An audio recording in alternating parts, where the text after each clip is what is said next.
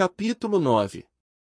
Mr. Hindley entrou a vociferar, soltando as mais terríveis pragas e apanhou-me a esconder o filho no armário da cozinha. O Areton mostrava-se salutarmente apavorado, quer perante os brutais acessos de ternura do pai, quer perante os seus coléricos ataques de loucura, pois, se no primeiro caso, corria o risco de morrer sufocado por beijos e abraços, no segundo, via-se atirado para a lareira ou esmagado de encontro à parede. Assim sendo, o pobrezinho deixava-se ficar muito quieto onde quer que eu o metesse. Ah, finalmente descobri tudo! Berrou Hindley, agarrando-me pelo pescoço, como se fosse um cão, e puxando-me para trás. Por Deus e pelo diabo, vocês juraram todos matar aquela criança. Agora percebo por que razão ela está sempre fora do meu alcance. Mas com a ajuda de Satanás hei de fazer-te engolir a faca da cozinha, Nelly. E olha que não é caso para rir, ainda agora enfiei o Kenneth de cabeça para baixo no pântano de Blackcourse, e quem mata um mata dois. Hei de dar cabo de alguns de vocês e não descanso enquanto não o fizer. Mas com a faca da cozinha não, Mr. Hindley. Repliquei, estive a amanhar arentes com ela. Mate-me antes com um tiro. Estavas bem era no inferno. Bradou. Ia para onde vais direitinha.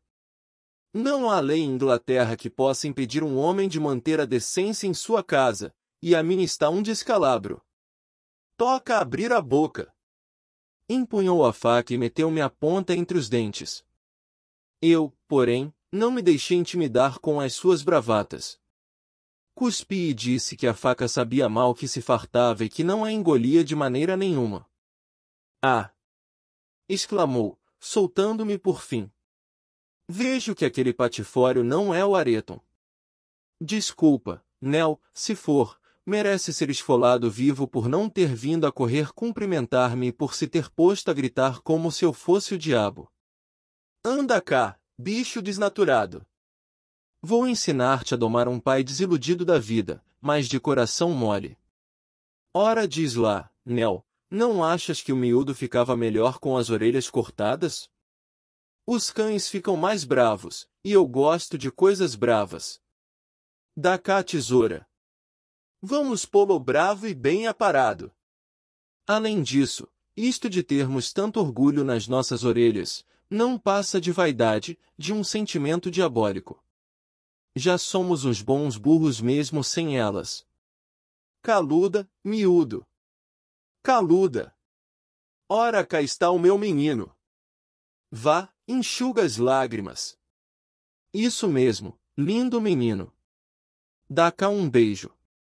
O quê? Ele não quer? Dá-me um beijo, Areton. Raios te partam, dá-me já um beijo. Meu Deus, e ter eu de criar um monstro destes? Ainda dou cabo deste malvado. Tão certo como eu estar aqui. O pobre Areton guinchava e esperneava nos braços do pai com quanta força tinha, e os gritos redobraram de intensidade quando o pai o levou para o cimo da escada e o ergueu por cima do corrimão. Gritei-lhe que o menino até podia ter um ataque e corri escada acima para o salvar. Quando cheguei ao pé deles, um ruído vindo de baixo fez Hindley debruçar-se sem se lembrar do que tinha nas mãos. Quem vem lá? Perguntou, ao ouvir alguém ao fundo das escadas. Debrucei-me também, com o intuito de fazer sinal a Eatif, cujos passos reconhecera, para não avançar mais. Nisto, porém, no preciso instante em que desviei os olhos, Areton deu um pinote, libertando-se da mão que o segurava sem firmeza, precipitou-se. Mal tivemos tempo de sentir o arrepio do terror percorrer-nos a espinha, pois vimos logo que o maroto estava são e salvo. Eatif chegará no momento exato e, num reflexo rápido, aparara-lhe a queda, em seguida pousara no chão e olhava agora para cima para ver quem teria sido o autor da brincadeira. Um avarento que se tivesse desfeito de um bilhete premiado por 5 shillings, e descobrisse no dia seguinte que tinha perdido 5.000 libras com o negócio, não daria mostras de maior estupefacção do que a patenteada por ele ao olhar lá para cima, e ver-se cara a cara com Mr. Earnshaw. O seu rosto expressava, melhor do que quaisquer palavras, o desespero profundo de ter sido ele próprio o instrumento que neutralizara sua própria vingança. Se já estivesse escuro, não duvido que tivesse tentado remediar o erro esmagando a cabeça de Areton contra os degraus, mas tínhamos-lo visto salvá-lo e, além disso, eu já me encontrava lá embaixo com o meu menino bem apertado contra o peito. Hindley desceu a seguir, mais devagar, já refeito e envergonhado. "A culpa é toda tua, Ellen!" exclamou. "Devias tê-lo mantido longe de mim. Devias tê-lo arrancado das minhas mãos." "Ele está ferido?" "Ferido!" gritei eu, furiosa.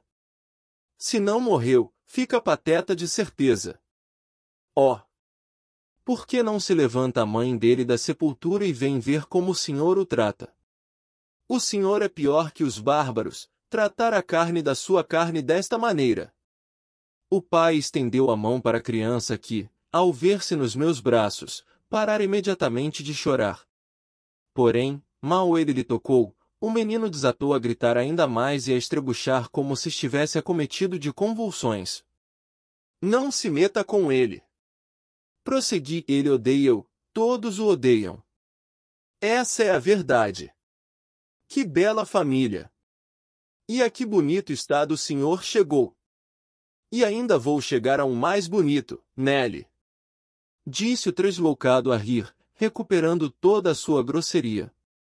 "Para começar, gira daqui para fora com ele. E tu, Eatif, Ala. Põe-te a andar tu também para bem longe da minha vista e dos meus ouvidos. Ainda não vai ser desta que te mato. A menos que deite fogo à casa." "E por que não?" "Mas isso é conforme me der na gana." Enquanto falava, tirou do aparador uma garrafa de aguardente, das pequenas, e deitou uma porção num copo. "Não beba mais, Mr. Hindley." supliquei. "Tenha cuidado.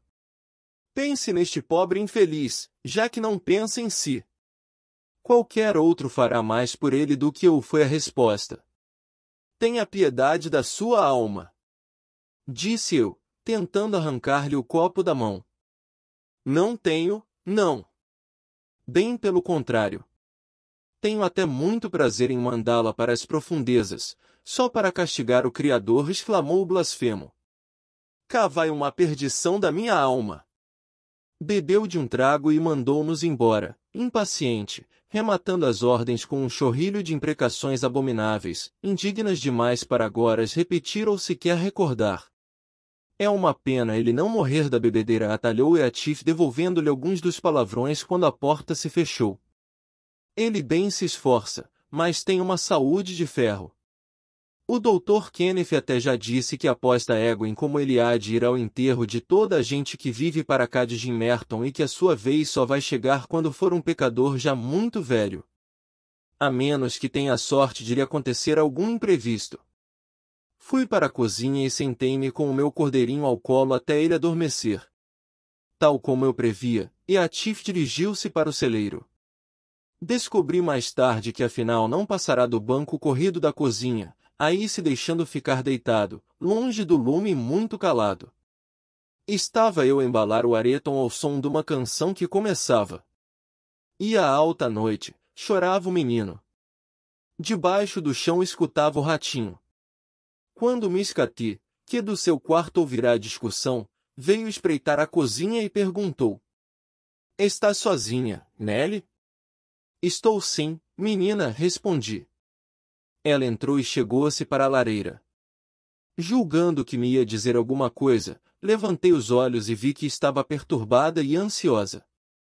Os lábios entreabriram-se-lhe, como se fosse falar, tomou fôlego, mas, em vez de palavras, escapou-se-lhe da boca apenas um suspiro. Continuei a cantar, sem esquecer o seu procedimento de há pouco. "Onde está o Eatif?" perguntou, interrompendo-me. "Está no estábulo, a cumprir as suas obrigações", foi a minha resposta. Ele não me desmentiu, talvez tivesse adormecido. Seguiu-se uma longa pausa, durante a qual vi 2 lágrimas rolarem pela face de Catherine e caírem nas lajes. Será que está arrependida da maneira vergonhosa como se comportou? Pensei com os meus botões seria para admirar. Mas ela há de vir às boas, e não sou eu quem a ajuda. Primeiro verso da balada escocesa. O aviso do fantasma. Mas não, nada a perturbava a não ser as suas próprias preocupações. Ai, meu Deus! Exclamou por fim. Como sou infeliz! Essa agora atalheia a menina sempre é muito difícil de contentar. Tantos amigos e tão poucos cuidados, e mesmo assim não está contente. Nelly, és capaz de guardar um segredo? Continuou, ajoelhando-se aos meus pés e levantando para mim os seus lindos olhos, com aquele ar que nos obriga a perdoar, mesmo quando temos razão de sobra para ficar zangados. E é segredo que vale a pena? Inquiri, jamais calma. Estou a ficar muito preocupada. Tenho de desabafar. Preciso de saber o que fazer. Hoje mesmo, o Edgar Linton pediu-me em casamento e eu dei-lhe uma resposta. Mas agora, e antes de te dizer se aceitei ou recusei, quero que me digas qual das respostas devia ter dado. Francamente, Miss Catherine, como quer que eu saiba? Respondi. Depois da cena que a menina fez diante dele esta tarde, e se o pedido foi feito depois disso, o mais acertado seria recusar, pois das duas uma, ou ele é completamente estúpido, ou doido varrido. Se começas com isso, não te conto mais nada, ripostou ela, toda serigaita, pondo-se de pé. Aceitei, Nelly. Vá, diz lá. Achas que fiz mal? A menina aceitou, não aceitou? Então de que serve estarmos agora a discutir o assunto? Deu a sua palavra e já não pode voltar atrás. Mas diz lá se fiz bem. Vá, diz. Exclamou ela irritada, esfregando as mãos com nervosismo e franzindo a testa. Há muitas coisas a ponderar antes de poder responder a essa pergunta como deve ser, sentenciei. Antes de mais nada, a menina ama mesmo Mr. Edgar? E quem não ama? Claro que sim, respondeu ela. Sujeitei-a então ao seguinte interrogatório, que não deixava de vir a propósito para uma rapariga de 22 anos. Por que é que o ama, Miss Cathy? Que disparate de pergunta, amo, é tudo. Isso não chega. Tem de me dizer por quê. Ora, porque é bonito e gosto de estar com ele. Isso é grave, foi o meu comentário. E porque é jovem e alegre. Continua a ser grave. E porque ele me ama. Isso não conta. Continue. E porque ele vai ficar rico e eu hei de gostar de ser a mulher mais importante das redondezas e terei muito orgulho no marido que arranjei. Isso é o pior de tudo. E agora diga lá como é que o ama. Amo-o como toda a gente ama. Que parvoíce, Nelly. Não é parvoíce nenhuma. Vá, responda. Amo o chão que ele pisa e o ar que ele respira e tudo que ele toca e as palavras que ele diz. Amo o seu aspecto, e os seus atos, amo inteiro, integralmente. Estás satisfeita? E por quê? Ora, estás a brincar comigo. Isso é maldade. Mas para mim, isto não é brincadeira nenhuma. Protestou a jovem, zangada, virando a cabeça e pondo-se a olhar para o lume. Não estou a brincar, Miss Catherine, repliquei. A menina ama Mr. Edgar porque ele é bonito, alegre, jovem e rico, e porque ele a ama a si. No entanto, a última razão não vale nada. A menina, provavelmente, amá-lo-ia mesmo sem isso, e não seria por isso que o amaria, se ele não possuísse também as outras 4 qualidades. Não, claro que não. Nesse caso, só podia ter pena dele, ou até talvez o odiasse, se ele fosse feio e parvalhão. Mas no mundo há mais homens ricos e bonitos e até mais ricos e mais bonitos do que ele. Por que não amo então esses? Esses, se existem, não estão ao meu alcance. Como Edgar nunca encontrei nenhum. Mas ainda pode encontrar. E ele não vai ser bonito toda a vida, nem jovem, e até talvez nem rico. Mas é o agora, e só o presente me interessa. Vê lá se dizes coisa com coisa. Bom, isso resolve a questão. Se só lhe interessa o presente, case com Mr. Linton. E não preciso da tua permissão. Vou casar com ele, sim. Afinal, acabaste por não me dizer se faço bem. Faz muito bem. Se for bom as pessoas casarem só a pensar no presente. E agora, vamos lá a saber por que se sente infeliz? O seu irmão vai aprovar, os pais dele não vão levantar objeções, acho eu, vai trocar uma casa desorganizada e sem conforto por uma casa rica e respeitável. Além disso, ama o Edgar e o Edgar ama a si. Parece correr tudo pelo melhor. Onde está então o problema? Aqui. E aqui? Respondeu Catherine, batendo com uma mão na testa e a outra no peito. Nos lugares onde vive a alma. Sinto na alma e no coração que faço mal. Isso é muito estranho. Não estou a perceber.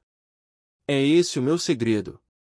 Se não te rires de mim, eu conto-te. Não sou capaz de me explicar muito bem, mas vou dar-te uma ideia do que sinto. Voltou a sentar-se ao meu lado. A sua expressão tornou-se mais triste e mais grave e vi-lhe tremer as mãos entrelaçadas. Nelly, nunca tem sonhos esquisitos? Disparou ela subitamente, depois de refletir durante alguns minutos. De vez em quando respondi. Eu também. Já tive sonhos que nunca mais me abandonaram e que me mudaram as ideias, espalharam-se dentro de mim, como o vinho se espalha na água, e alteraram a cor dos meus pensamentos. E este é um deles. Vou contar-te, mas procura não te rires em nenhum momento. Por favor, não conte, Miss Catherine. Exclamei, já temos tristezas que cheguem sem ser preciso conjurar espíritos e visões para nos assombrarem. Vá, vá, seja alegre e natural. Veja o Areton, esse não sonha com coisas estranhas. Veja com que doçura sorri enquanto dorme. Sim, e com que doçura o pai amaldiçoa a solidão em que vive. Deves lembrar-te dele, quando ele era assim, do tamanho deste pequerrucho, tão pequenino e inocente como ele. No entanto, Nelly, vais ter de me ouvir, não demora muito. Esta noite não consigo estar alegre. Não quero ouvir. Não quero. Repeti eu, precipitadamente. Nessa altura eu era muito supersticiosa quanto a sonhos, e ainda sou, e Catherine tinha um brilho especial no olhar, algo que me fazia recear que eu pudesse extrair das suas palavras alguma profecia e prever alguma terrível catástrofe. Mostrou-se ofendida, mas não continuou. Daí a pouco, fingindo abordar outro assunto, voltou ao mesmo. Se eu estivesse no céu, Nelly, ia sentir-me muito infeliz. Por que não é lá o seu lugar? Retorqui. Todos os pecadores se sentiriam infelizes no céu. Não é por isso. É que sonhei que estava lá. Já lhe disse que não quero saber dos seus sonhos, Miss Catherine. Vou me deitar, atalhei-eu novamente. Ela riu-se e agarrou-me quando fiz menção de me levantar da cadeira. Não é nada disso, exclamou. Só ia dizer que o céu não parecia ser a minha casa e eu desatei a chorar para voltar para a terra e os anjos ficaram tão zangados que me expulsaram e me lançaram no meio do urzal, e eu fui cair mesmo no topo do alto dos vendavais, e depois acordei a chorar de alegria. Este sonho explica o meu segredo tão bem como o outro. Sou tão feita para ir para o céu, como para casar com Edgar Linton, e se esse monstro que está lá dentro não tivesse feito o Eatif descer tão baixo, eu nem teria pensado nisto. Seria degradante para mim casar-me agora com Eatif, por isso, ele nunca saberá como eu o amo, e não é por ele ser bonito, Nelly, mas por ser mais parecido comigo do que eu própria. Seja qual for a matéria de que as nossas almas são feitas, a minha e a dele são iguais, e a do Linton é tão diferente delas como um raio de lua de um relâmpago, ou a geada do fogo. Antes de o discurso terminar, apercebi-me da presença de Eatif. Pressentindo um ligeiro movimento, olhei para trás e vi-o levantar-se do banco e esgueirar-se sorrateiro. Estivera a escutar toda a nossa conversa até o momento em que Catherine disse que seria degradante para ela casar com ele, e, depois, não quisera ouvir mais nada. Do lugar onde se encontrava, sentada no chão e com o espaldar do banco de permeio, a minha companheira não deu nem pela presença de Eatif, nem pela sua partida. Mas eu estremeci e fiz-lhe sinal para que se calasse. Por quê? Perguntou ela, olhando nervosamente para todos os lados. Vem aí o Joseph, expliquei, ouvindo o ruído oportuno do rodado da carroça pela estrada acima. E o Eatif há de vir com ele. Até é capaz de já estar à porta. Ora, ele da porta não pode ouvir nada. Disse ela. Dá cá o Areton e vai tratar da ceia. Quando estiver pronta, convida-me para cear contigo. Quero enganar a minha consciência desassossegada e convencer-me de que o Eatif não entende nada destas coisas. Ele não entende, pois não? Não sabe o que é estar apaixonado, pois não? Não sei por que não há de saber, e tão bem como a menina retorqui. E se a menina é a sua eleita, ele será o ser mais infeliz do mundo. Assim que a menina se tornar Mr. Linton, ele vai perder a amiga, a amada, tudo. A menina já pensou como irá suportar a separação, e como irá ele suportar ficar completamente sozinho no mundo. Por quê, Miss Catherine? Ele, completamente sozinho. Nós dois, separados. Exclamou ela, indignada. E quem nos vai separar, não me dirás? Quem tentar terá o destino de Milo.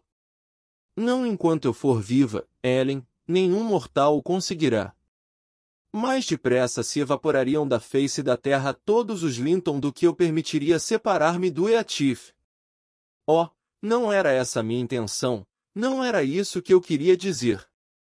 Nunca seria Mr. Linton por um tal preço. Ele continuará a ser para mim o que tem sido toda a vida. E o Edgar terá de pôr de lado a antipatia que sente por ele, pelo menos, tolerá-lo. E assim será quando conhecer os meus sentimentos por Eatif. Nelly, sei que me vais achar uma tremenda egoísta, mas nunca pensaste que, se eu me casasse com o Eatif, acabaríamos os dois a pedir esmola? Ao passo que, se casar com o Linton, posso ajudar o Eatif a erguer a cabeça e a sair do jugo do meu irmão? Com o dinheiro do seu marido, Miss Catherine? Perguntei. Verá que ele não é tão fácil de convencer como pensa. Além disso, e sem me querer arvorar em juiz, parece-me que essa é de todas a pior razão para se tornar esposa do jovem Linton. Não é nada, ripostou. Mas é a melhor de todas. As outras eram só para satisfazer os meus caprichos, e também os do Edgar, para ele ficar contente. E está é por uma pessoa que congrega em si tanto os meus sentimentos pelo Edgar como os que nutro por mim mesma. Não sei como explicá-lo, mas certamente que tu e toda a gente têm a noção de que existe, ou deveria existir, um outro eu para além de nós próprios. Para que serviria eu ter sido criada, se apenas me resumisse a isto? Os meus grandes desgostos neste mundo foram os desgostos do Eatif, e eu acompanhei e senti cada um deles desde o início. É ele que me mantém viva. Se tudo mais perecesse e ele ficasse, eu continuaria, mesmo assim, a existir, e, se tudo mais ficasse e ele fosse aniquilado, o universo tornar-se-ia para mim numa vastidão desconhecida, a que eu não teria a sensação de pertencer. O meu amor pelo Linton é atleta grego que, ao tentar rachar uma árvore ao meio, ficou nela entalado, tendo sido devorado pelos lobos, como a folhagem dos bosques, transformar-se-á com o tempo, sei-o bem, como as árvores se transformam com o inverno. Mas o meu amor por Eatif é como as penedias que nos sustentam, podem não ser um deleite para os olhos, mas são imprescindíveis. Nelly, eu sou o Eatif. Ele está sempre, sempre, no meu pensamento. Não por prazer, tal como eu não sou um prazer para mim própria, mas como parte de mim mesma, como eu própria. Portanto, não voltes a falar na nossa separação, pois é algo de impraticável, e... Deteve-se, escondendo o rosto nas pregas da minha saia, mas eu empurrei-a. Tanta loucura fizera-me perder a paciência. Se eu for capaz de dar senso a tanto contrassenso, disse eu, só servirá para me convencer ainda mais da sua ignorância dos deveres que irá assumir com o casamento, ou seja, que a menina é uma pessoa sem coração e sem princípios. Mas não me importune mais com os seus segredos, pois não prometo guardá-los. E este, guardas? Perguntou ela ansiosa. Não. Não prometo nada, repeti.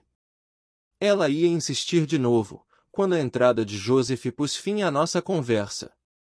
Catherine puxou a cadeira para um canto e pegou no Areton enquanto eu fazia a ceia. Quando a ceia ficou pronta, gerou-se uma altercação entre mim e o meu colega sobre quem ia levar a comida a Mr. Hindley, e, quando chegamos a acordo, já a ceia estava quase fria. Resolvemos então que o melhor era esperar que ele a pedisse, quando estivesse com vontade, pois tínhamos muito medo de perturbar a sua solidão. Como é que esse mequetrefe ainda não voltou do campo a uma hora destas? Que andará ele a fazer? O que anda mandraço? Perguntou o velho, pondo-se à procura de Atif. Vou chamá-lo, disse eu. Tenho a certeza de que está no celeiro. Fui até lá, chamei-o, mas não obtive resposta. Quando voltei, disse baixinho a Catherine que ele devia ter certamente ouvido uma boa parte do que ela dissera, e contei-lhe como o vi esgueirar-se da cozinha precisamente no momento em que ela se queixava da conduta do irmão para com ele.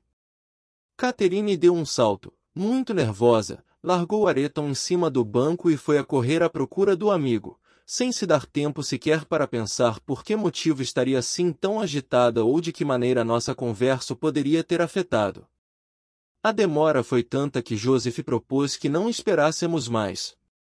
Matreiro como era, achava que eles tardavam em aparecer para escaparem às suas intermináveis rezas. Tinham ruindade de sobra para isso e muito mais, disse ele. E, nessa noite, acrescentou em sua intenção uma oração especial ao já habitual quarto de hora de súplicas antes do repasto, e teria acrescentado outra no final da ação de graças, se a nossa jovem patroa não tivesse entrado na cozinha de rompante, ordenando-lhe que se fizesse a estrada sem demora e fosse buscar Eatif onde quer que ele estivesse e o trouxesse imediatamente de volta. Quero falar com ele. E tem de ser antes de eu ir para o meu quarto, disse ela. A cancela está aberta, ele deve andar por aí e não me ouviu chamar, pois não respondeu, apesar de eu ter gritado com toda a força de cima do curral. A princípio, Joseph fez-se rogado. Ela, porém, estava empenhada demais no assunto para aceitar uma recusa, e ele acabou por pôr o chapéu na cabeça e sair a resmungar. Catherine, entretanto, pôs-se a andar de um lado para o outro e a dizer: onde será que ele se meteu? Onde é que poderá estar? O que foi que eu disse, Nelly? Já não me lembro. Terá ficado amuado com o meu mau humor desta tarde? Oh, meu Deus, Nelly, diz-me o que foi que eu disse que o possa ter ofendido. Queria tanto que ele voltasse. Queria tanto. Tanto barulho para nada! Exclamei, embora também bastante contrafeita. A menina assusta-se com bem pouco. Não é razão para alarme, se o Eatif resolveu ir dar uma volta pela charneca, ao luar, ou se foi deitar amuado no palheiro e não quer responder. Cheira-me que foi lá que ele se escondeu. Vai ver como eu dou com ele. Saí para continuar a busca, o resultado foi desanimador, e as buscas de Joseph acabaram da mesma maneira. O Magano vai de mal a pior, observou o velho criado quando voltou. Deixou a cancela abater, e o cavalo da menina espizinhou 2 regos de trigo a caminho do pasto. Amanhã vai ser o bom e o bonito quando o patrão souber é bem feito. Muita paciência tem ele tido para aturar estes doidivanas sem préstimo nenhum. Tem sido a paciência em pessoa. Mas isso não vai durar sempre, vocês vão ver. Não o façam perder a cabeça. Encontraste o Eatif, meu cabeça de burro? Interrompeu Catherine. Foste procurá-lo, como eu te mandei. Mais valerá ir à procura do cavalo, respingou o velho. Sempre fazia mais sentido. Mas cavalo ou homem é tudo mesmo. Está uma noite de breu e não dá para procurar nada. E o Eatif não é menino para responder ao meu assobio, talvez seja menos duro de ouvido com a menina. Estava uma noite escura demais para o verão, as nuvens ameaçavam trovoada e aconselhavam-nos a ficar em casa, a chuva que se avizinhava ia de certo trazê-lo de volta sem mais complicações. Catherine, no entanto, não se deixava tranquilizar facilmente. Continuava a andar de um lado para o outro, da porta para a cancela e da cancela para a porta, num estado de agitação que não lhe dava descanso. Daí a um bocado, foi postar-se encostada ao muro, à beira da estrada, de onde não arredou pé, apesar das minhas advertências, e do rugir dos trovões e das pingas grossas que começaram a cair-lhe na cabeça. Chamava por ele espaços, punha-se à escuta e desatava a chorar. Levava a palma ao Areton ou a qualquer outra criança em matéria de choradeira. Por volta da meia-noite, ainda nós estávamos a pé, a tempestade abateu-se com inusitada força sobre o alto. As rajadas de vento eram violentas, tal como os trovões, e, ou uns ou outros, racharam uma árvore de alto a baixo numa das esquinas da casa. Um ramo de grande envergadura foi parar acima do telhado e derrubou uma parte da chaminé do lado oriental, atirando uma chuva de pedras e fuligem para a lareira. Pensamos que tinha caído um raio no meio da sala, e Joseph caiu de joelhos, implorando ao Senhor que se lembrasse dos patriarcas Noé e Lot, e que, como fizera anteriormente, poupasse os justos, embora punisse os ímpios. Eu tinha a sensação de que tudo aquilo era a ira divina a abater-se também sobre nós. A meu ver, Jonas era Mr. Earnshaw, e fui a correr bater à porta do seu quarto, para me certificar de que ainda estava vivo. Ele respondeu-me de forma bem audível e com tais modos, que levou o meu colega a bradar mais espalhafatosamente do que antes que havia uma grande diferença entre os santos como ele e os pecadores como o patrão. Mas a trovoada não durou mais de 10 minutos e foi-se embora sem causar moça, exceto em Catherine, que ficou encharcada até aos ossos, na sua obstinação em não se abrigar e em ficar lá fora sem o chale e sem a touca a apanhar a chuva na cabeça e nas roupas que trazia. Entrou e deixou-se cair em cima do banco, completamente ensopada, encostando a cara ao espaldar e escondendo-a entre as mãos. Então, menina! Exclamei, batendo-lhe no ombro. Não está interessada em morrer já, pois não? Sabe que horas são? 00:30. Vamos, venha deitar-se. Não vale a pena esperar mais por aquele louco, deve ter ido até Gimmerton e passa lá à noite. Achou que não íamos esperar por ele até tão tarde, julgou que só Mr. Inley aqui ia estar acordado, e não quis que fosse ele abrir-lhe a porta. Não, não. Em Gimmerton, ele não está, assegurou Joseph. E não me espantava nada se ele estivesse no fundo de algum barranco. Esta punição não veio sem motivo, e eu, se fosse a menina, tomava cuidado, a próxima pode ser para si, Deus seja louvado. Tudo que o Senhor faz é pro bem dos escolhidos e castigo dos danados. Não é o que dizem as Escrituras? E, dizendo isto, pôs-se a recitar várias passagens, apontando os livros e os versículos onde as podíamos encontrar. Eu, por meu lado, depois de ter pedido em vão àquela teimosa que se levantasse do banco e tirasse a roupa molhada, deixei-os, ele a pregar e ela a tiritar, e tratei de me ir meter na cama com o Areton, que tinha adormecido tão depressa como se à volta dele já todos estivessem a dormir. Durante algum tempo ainda ouvi Joseph entretido com a sua lenga-lenga, depois, ouvi-lhe os passos arrastados pela escada acima e, finalmente, adormeci. Quando desci na manhã seguinte, um pouco mais tarde que o habitual, vi, iluminada pelos raios de sol que entravam pelas frestas das persianas, a silhueta de Miss Catherine, ainda sentada em frente à lareira. A porta da rua estava entreaberta, a luz do dia entrava pelo postigo, também aberto, e Hindley, que acabara de se levantar, estava de pé junto à lareira, lívido e insonado. "Que tens, Cathy?" perguntava ele quando entrei. "Estás mais descoroçoada que um gato afogado. Tão pálida e tão molhada por quê, rapariga?" "Molhei-me toda", respondeu ela a contragosto, "e estou cheia de frio, é tudo." "É uma tonta!" exclamei, ao perceber que o patrão estava razoavelmente sóbrio.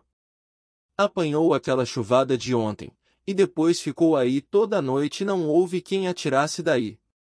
Mr. Arch olhava para nós boquiaberto. "Toda a noite?" repetiu. "O que é que a fez passar a noite em claro?" "Não foi certamente medo dos trovões. A trovoada acabou muito mais cedo." Nenhuma de nós tinha interesse em mencionar o desaparecimento de Atif enquanto pudéssemos mantê-lo em segredo. Respondi, por isso, que não sabia o que é que lhe teria passado pela cabeça para ficar ali sentada toda a noite. Ela não disse nada. A manhã estava fresca e agreste, abri a janela de par em par e a casa encheu-se dos aromas vindos do jardim. Catherine, porém, ordenou-me asperamente: "Ellen, fecha a janela. Estou a morrer de frio."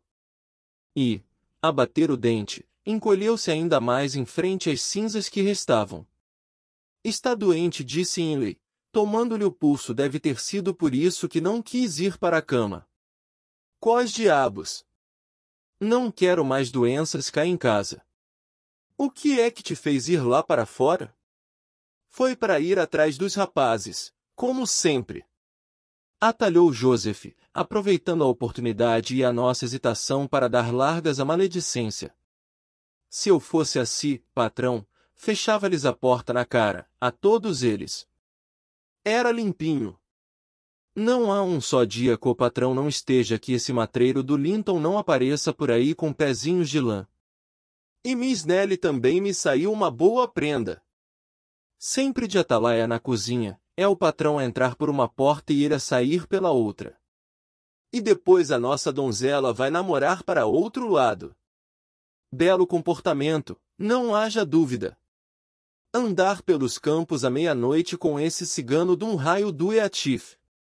Eles julgam que eu sou cego, mas não sou, não. Nem nada que se pareça. Bem vejo Linton a entrar e a sair, e depois você mexer, e voltou-se para mim, sua fingida, sua bruxa alcoviteira, ir a correr avisá-los. Mal ouve o cavalo do patrão pela ladeira acima. "Cala-te, bisbilhoteiro!" gritou Catherine. "Não estou para aturar as tuas insolências. O Edgar Linton veio cá ontem por acaso, Hindley, e fui eu quem lhe disse para se ir embora, porque sabia que tu não ias querer vê-lo no estado em que te encontravas." "Está-se mesmo a ver que isso é mentira", Cathy replicou o irmão, "e tu és uma parva chapada. Mas esqueçamos o Linton por agora. Ora, diz lá, estiveste com o Eatif ontem à noite? Diz-me a verdade. Não tenhas medo de o meter em apuros." Apesar de odiar cada vez mais, prestou-me há pouco tempo um serviço que me impede em consciência de lhe partir os ossos. E para que isso não venha a acontecer, esta manhã mesmo vou mandá-lo tratar da vida dele. Depois de ele se ir embora, aconselho-os a andarem na linha, pois terei ainda menos paciência para vos aturar. "Eu nem vi o Eatif ontem à noite", respondeu Catherine, por entre soluços. "E, se o mandares embora, eu vou com ele. Mas talvez já nem precises de o fazer. Quem sabe?" Ele foi-se embora. E, ao dizer isto, começou a chorar convulsivamente, mal se entendendo o que disse a seguir. Hindley descarregou sobre ela uma torrente de impropérios e mandou-a retirar-se imediatamente para o quarto, se não queria que ele lhe desse melhores razões para chorar.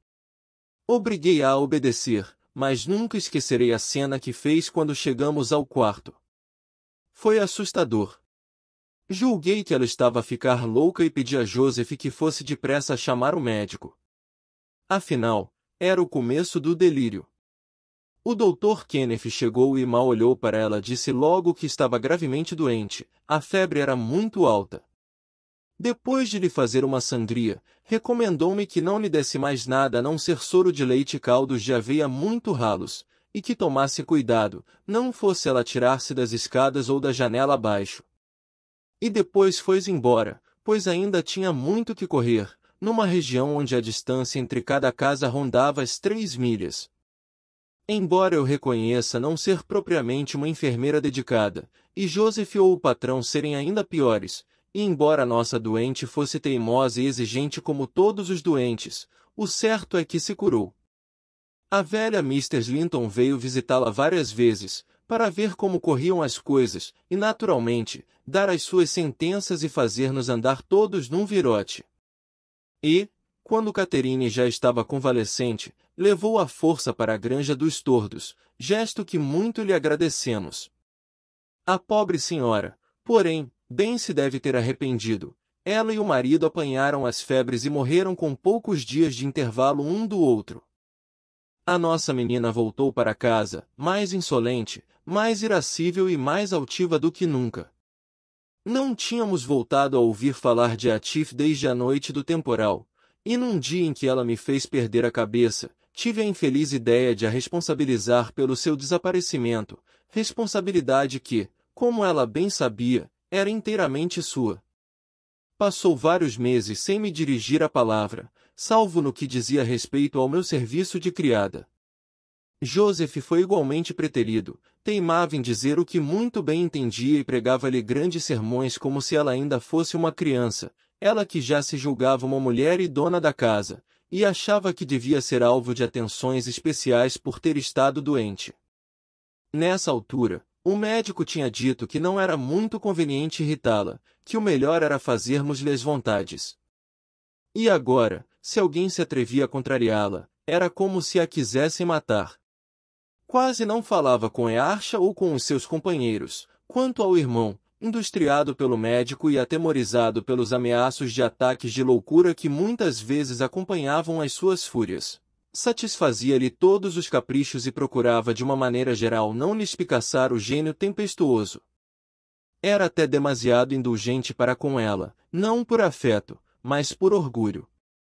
Desejava sinceramente vê-la honrar a família através de uma aliança com os Linton, e desde que não o incomodasse, podia tratar-nos à vontade como escravos. Edgar Linton, como tantos que o precederam e tantos que se lhe hão de seguir, estava pelo beicinho, e sentiu-se o homem mais feliz do mundo no dia em que a levou ao altar da capela de Jim Merton, 3 anos após a morte do seu pai. Bem contra minha vontade, acabaram por me convencer a deixar o alto dos vendavais e a vir morar aqui com ela. O Areton tinha quase 5 anos, e eu tinha começado a ensinar-lhe as primeiras letras. A despedida foi lancinante, mas as lágrimas de Catherine puderam mais que as nossas, quando me neguei a ir com ela, e quando descobriu que os seus rogos não me demoviam, foi queixar-se ao marido e ao irmão. O primeiro ofereceu-me um ordenado chorudo, o segundo mandou-me ir fazer as malas. Não queria mulheres lá em casa, vociferou, agora que já não havia patroa, e, quanto ao Areton, o cura se encarregaria dele a seu tempo. De maneira que só me restava uma alternativa, fazer o que me mandavam. Obedeci, mas não sem ter dito ao patrão que só se queria ver livre das pessoas decentes daquela casa para se poder degradar ainda mais depressa. Dei um beijo ao Areton, e, a partir daí, é como se fossemos 2 estranhos, custa-me dizê-lo, mas não tenho dúvidas de que se esqueceu completamente da Ellen Dean e de que em tempos ele foi para ela tudo na vida, e ela para ele. Neste ponto da história, a governanta olhou para o relógio que estava em cima da chaminé e ficou admirada ao ver o ponteiro dos minutos marcar a 1:30. Não quis ficar nem mais um segundo, e a mim, na verdade, também me apetecia adiar o seguimento da narrativa.